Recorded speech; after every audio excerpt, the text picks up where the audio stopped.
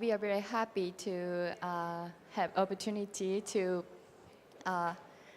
deliver our thoughts on the recent policy U-turns of certain large nations.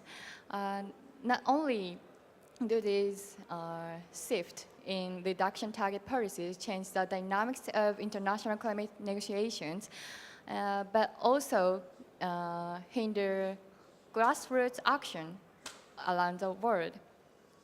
One of sorry. So you're saying that grassroots people, are frustrated that countries are reducing their emission targets because it makes them feel less inclined to act. Yeah. Yeah, absolutely. I mean, what youth groups around the world and NGOs are trying to do is to, for example, in our case, we try to follow the government policy so that we sort of support from the grassroots levels these mitigation goals. And when those mitigation goals change, then sort of the work that we have been putting in also is undermined by those. So it works on so many levels that it's not only the major lines of discussion, but also it affects all the way down to students like us in our work. Because they're basically shifting the goalposts. Exactly, that's right, yeah. How do you think you might affect government to make them stick to their promises next time? Well, actually, Tamao here was the main author of our text that we delivered to 3 ministries in Japan and asked for more ambitious goals and more leadership also on the international stage when it comes to these discussions. Unfortunately, it seems that this time the message did not go through. As we saw last Friday, Japan changing their policy. Yeah.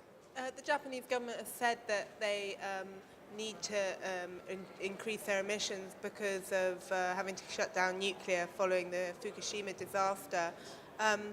Is that an excuse to not to invest in renewables and to just go for cheap fossil fuels? Right. As you know, how the Japanese government tries to compensate for it is to put a large amount of money to foreign aid to do mitigation projects in other countries. And of course, as the finance is a big issue now at this COP as well, it's a good movement. It's a good way to go, but at the same time, it was a very bad publicity move for first, and second, of course, the domestic mitigation goals should be also taken care of. As we've seen several other parties, NGOs and so on, saying that these mitigation goals could be met if more funds would be domestically put into renewables rather than to buying coal and gas from abroad. And just one last question for Tamao.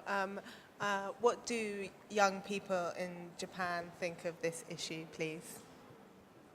In Japanese, okay? Yes, it's fine. Okay. 日本政府が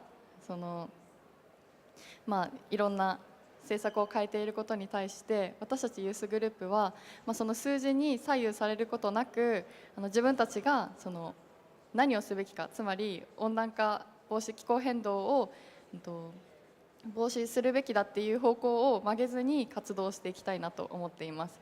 で、ユースから政府にできることはまだまだたくさんあると思うので、世界のユース団体と連携して活動を広げていきたいなと思っています。